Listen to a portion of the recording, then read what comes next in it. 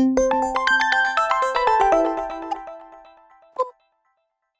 една единствена цел да ги мотивира младите да творат во неколку дејности, тоа во литературно-новинарски клуб, во драмски клуб, во ликовен клуб, во музички клуб и спортски клуб.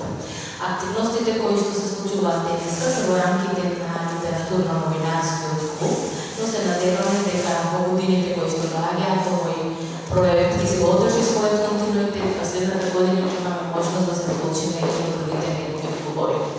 Тоа што сме денеска сите тука, што бевме мотивирани да твориме и да создаваме нешто ново, е секако виновна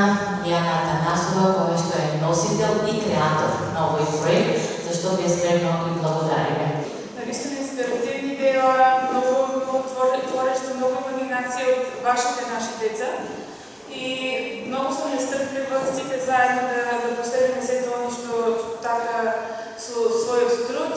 и енергија заедно со своите менторки и наставнички секој се разбира голема благодарност